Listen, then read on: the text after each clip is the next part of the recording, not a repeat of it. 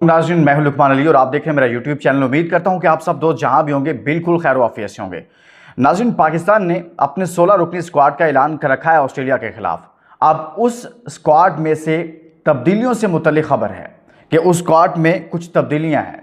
वो मैं आपके सामने रखूंगा कि वो कौन कौन से नाम हैं जिस मुतल्लिक ये सारा कुछ होने जा रहा है। और कोच माइक हैसन ने गुफ्तगू की है। अगर मोहम्मद रिजवान टीम से ड्रॉप हो सकते हैं तो कुछ और नाम क्यों नहीं, ये है असल कहानी।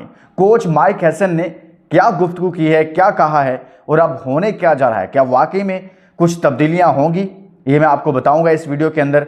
ख़ास तौर पर कुछ बड़े नाम जो लंबे अरसे से पाकिस्तान की तरफ से अब बड़े बड़े इवेंट्स को उन्होंने खेला है। आईसीसी का कोई इवेंट्स जो गुज़श्ता 7-8 साल में, बल्कि यूँ कहिए कि 9 सालों में वो उन्होंने मिस नहीं किया। हर आईसीसी के इवेंट में उन्होंने पाकिस्तान क्रिकेट टीम का वो हिस्सा रहे, ना सिर्फ स्क्वाड का बल्कि प्लेइंग 11 का हिस्सा रहे।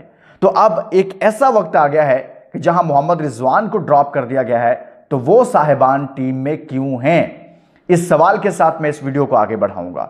और आपसे भी यह चाहता हूं कि कमेंट्स में आप मुझे बताइएगा कि इस स्क्वाड में से आपके ख्याल में अगर मैं कहूं कि 3 नाम जिनको नहीं होना चाहिए था, अगर रिजवान भी ड्रॉप होते हैं तो वो 3 नाम कौन से हैं जो आपके ख्याल में इस स्क्वाड में नहीं होने चाहिए थे। आपने कमेंट्स में जाकर उनके नाम लिखने हैं और इस वीडियो को शेयर भी करना है।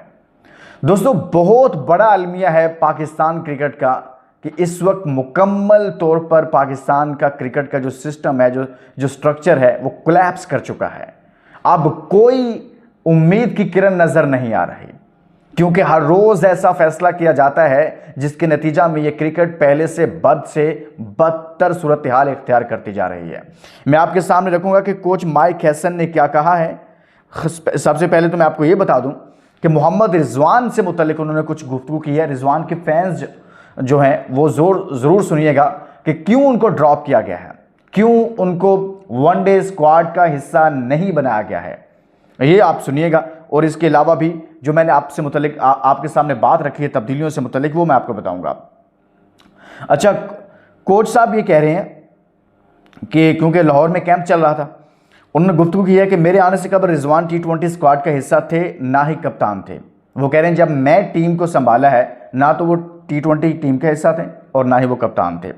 वेस्ट इंडीज सीरीज़ के बाद हमें लगा कि रिजवान को कप्तानी से हटाना चाहिए। रिजवान की कप्तानी में ये ओडी की बात हो रही है, जब चैंपियंस ट्रॉफी उनकी कप्तानी में पाकिस्तान को शिकस्त हुई तो उसके बाद से ही बात चलना शुरू हो गई कि इनको हटा दिया जाए। फिर वेस्ट इंडीज़ सीरीज़ हुई थी, आपको याद है, तो उसके बाद उन्होंने कहा कि हमने फैसला किया, हमें ये लगा कि इनको हटाना चाहिए। रिजवान की कप्तानी में कौमी क्रिकेट टीम परफॉर्मेंस नहीं दे रही थी। ये बात उनकी दुरुस्त है कि उनकी कप्तानी में पाकिस्तान की टीम की परफॉर्मेंस नहीं थी। हम चैंपियंस ट्रॉफी में पहले 3 दिन में आउट हो गए टूर्नामेंट से। दूसरा, वो थोड़ा सा खुद अपने आप को इररेलेवेंट शो कर रहे हैं। जिन्होंने पीएसएल में रावलपिंडी के बड़े करीब से उसके मैचेस देखे, आप मोहम्मद रिजवान को करीब से ऑब्जर्व करेंगे तो आपको आइडिया होगा कि जैसे कोई रूठा हुआ इंसान होता है ना, या क्या पता नहीं उनके जहन में चल रहा है, वो उस तरह से नजर आए। आगे वो कह रहे हैं कि ये जब से मैं कोच बना हूँ रिजवान T20 नहीं खेल रहे, या इनफरादी परफॉर्मेंस देखी जाती है या फिर टीम का सोचा जाता है। बांग्लादेश सीरीज़ में नौजवान खिलाड़ियों को मौका दिया जो अभी हुई है टेस्ट सीरीज, जिसमें मैं कहता हूं कि आपकी तबाही फिर गई है। वर्ल्ड कप आइंदा साल है, हमें मजीद ऑप्शंस पर गौर करना है। अब ये वो चीज़ वो कह रहे हैं जी, वर्ल्ड कप आइंदा साल है, हमें मजीद ऑप्शंस पर गौर करना है। जो दीगर खिलाड़ियों के साथ करते हैं वही रिजवान के साथ किया है। अब मुझे ये बताएं कि उन्होंने एक जुमला बोल दिया ना कि ये सुनने वाली बात है, वर्ल्ड कप आइंदा साल है, हमें मजीद ऑप्शंस पर गौर करना है। भाई, बहुत अच्छी बात है कि आप रिजवान को ड्रॉप करके कुछ और विकेट कीपर्स की तरफ गए, जिसमें गाजी गौरी है। हालांकि बहुत ज़्यादा वो लड़का नहीं खेला, लेकिन वो बड़े अच्छे सॉलिड तरीके से बैटिंग करता है। चलें ठीक है, रोहिल नज़ीर को आप ले आए, काफ़ी देर से वो लड़का भी लगा हुआ था, परफॉर्मेंसेस भी दे रहा था। लेकिन ये सिर्फ और सिर्फ रिजवान पर ही ये फार्मूला क्यों फिट किया गया है? वो मैं इस फैसले के हक में रिजवान को ड्रॉप करना चाहिए था, उसकी परफॉर्मेंस ठीक नहीं थी और बहुत पहले कर देना चाहिए था ये काम। असल में पाकिस्तान की क्रिकेट जो तबाही फिरी ना दोस्तों, वो फिरी है 2019 के बाद। 17 से ऑनवर्ड चैंपियंस ट्रॉफी जीतने के बाद जब चेंजेस आई, जब रमीज राजा साहब आए और फिर बाबर आजम को कमान संभाली कि इनको पूरे इख्तियारात दिए गए।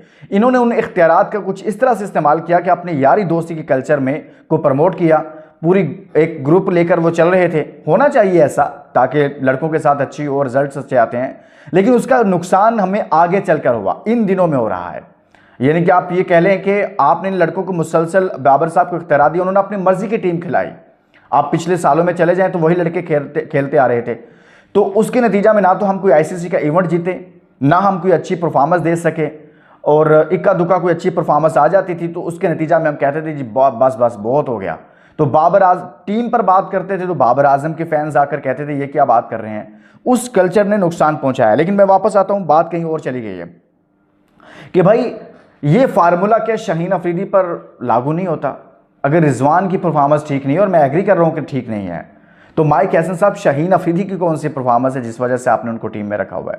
गुज़िश्ता 7-8 सालों से ना कोई एक आईसीसी का इवेंट ये जितवा पाए, ना चैंपियंस ट्रॉफी, ना कोई T20 वर्ल्ड कप, ना ओडीआई वर्ल्ड कप। हम पहले राउंड से बाहर हो रहे हैं, हम आयरलैंड से हार रहे हैं, हम यूएसए से हार रहे हैं, हम बांग्लादेश से बार हार रहे हैं। एक ओडीआई सीरीज, 2 टेस्ट सीरीज, और फिर छोटी छोटी टीमें हमें हरा रही हैं।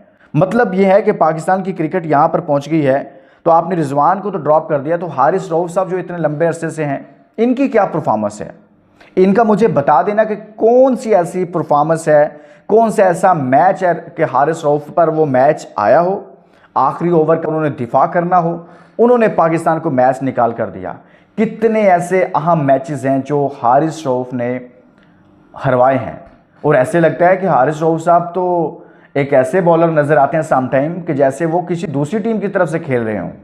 यानी कि 20-20 रन्स, यार आए एक फास्ट बॉलर जो इतनी लंबी क्रिकेट पाकिस्तान की तरफ से खेल गया है, वो अपने 20 रन्स को डिफेंड नहीं कर पाता, वो 15-16 रन्स कभी नहीं बचा पाता। और बार बार ये मौके आए हैं बड़े अहम मौके पर, और बहुत मरतबा ऐसे हुआ कि उसने जीते हुए मैचेस को इसकी बॉलिंग की वजह से पाकिस्तान हारा और पाकिस्तान के हाथ से वो मैच निकला। शादाब खान, नसीम शाह, ये वही फेसेस हैं भाई।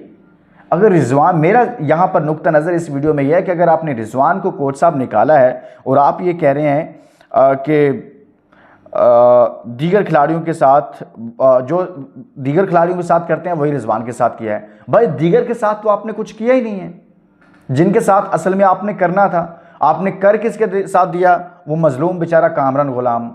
इसी तरह से कई और मजलूम प्लेयर हैं जो थोड़े सा आते हैं, आप उठाकर बाहर फेंक देते हैं। एक लंबी तवील फहरिस्त है उन लड़कों की। लेकिन आपको चाहिए था, अगर रिजवान को किया और वर्ल्ड कप 2027 आपने सामने रखकर चल रहे हैं, तो भाई आपको फिर शाहीन अफरीदी को ड्रॉप करना है, आपको हारिस रऊफ की भी मुतबादिल ढूंढना है, आपको नसीम शाह के भी मुतबादिल ढूंढना है। इनकी भी परफॉर्मेंस ठीक नहीं है, आप फिर नए लड़कों को लेकर आए ना। आप क्या वर्ल्ड कप इनके साथ खेलेंगे? तो मेरिट पर जाएं। ये नहीं हो सकता कि ये अब अच्छा लग रहा है, ये मुझे अच्छा नहीं लग रहा, उसकी परफॉर्मेंस चूंकि वो मुझे अच्छा लग रहा है, परफॉर्मेंस नहीं भी ठीक तो कोई मसला नहीं है। इसकी परफॉर्मेंस ठीक नहीं है और ऊपर से मुझे अच्छा भी नहीं लग रहा, तो आप इसे उड़ा दें, बाहर कर दें। और मैं बार बार कह रहा हूं कि मैं इस चीज़ के हक में को रिजवान को ड्रॉप किया गया है, लेकिन मैं ये चाहता हूं कि भाई इन बाकी लड़कों की फिर क्या परफॉर्मेंस है। अब हर तरफ से आवाज़ उठ रही है कि इनको स्क्वाड से निकालो, भाई इन पर बात हो रही है। सलमान भट्ट साहब ने भी बात की है कि इनको सिर्फ इसलिए स्क्वाड में रखा गया क्योंकि एक्सपीरियंस है। भाई आपने कब तक इस चीज़ के नाम पर पाकिस्तान की क्रिकेट को तबाह करना है कि जी हम बैक कर रहे हैं, हम इनको बैक करना है, आपको भी बैक करना चाहिए। कोई बात करता है उसे कहते हैं भाई आप बैक करो, क्या कर रहे हो? और भाई क्या बैक तमाशा लगाया हुआ है आप लोगों ने? बैक ख़त्म करो ये तमाशे। दुनिया की क्रिकेट में कहीं पर ऐसा नहीं होता। क्रिकेट चलती है सिस्टम के साथ यार, दुनिया क्रिकेट खेलती है सिस्टम के साथ, मेरिट के साथ खेलती है। यहाँ पर अजीब मंतकें शुरू हो गई हुई हैं, अजीब तमाशे लगे हुए हैं इस मुल्क के अंदर, और क्रिकेट का बेड़ा गर्क करके रख दिया है। समझ अब हर तरफ से आवाज़ उठ रही है कि इनको ड्रॉप करो, नए लड़कों को मौका दो। तो मेरिट पर बात यह है कि भाई अगर आप वर्ल्ड कप की तैयारी कर रहे हैं ना, अब माइक हैसन साहब, तो अगर रिजवान को किया है ना, और तो फिर बाकियों को भी करें। आप ये कहते हैं कि वर्ल्ड कप आइंदा साल है, हमें मजीद ऑप्शंस पर गौर करना है, तो 10 तो आपने वनडे खेलने हैं, 3 इनके साथ आपने खेल लेने हैं वर्ल्ड कप से पहले, बाकी 7 रह जाने हैं। ऑप्शंस वो कहाँ पर इस्तेमाल करनी है आपने? तो भाई साहब अभी से आगाज़ करें, अभी भी वक्त है, कोई फैसला लें। इजाज़त दीजिए, अपना बहुत सारा ख्याल रखिए, अल्लाह हाफ़िज़।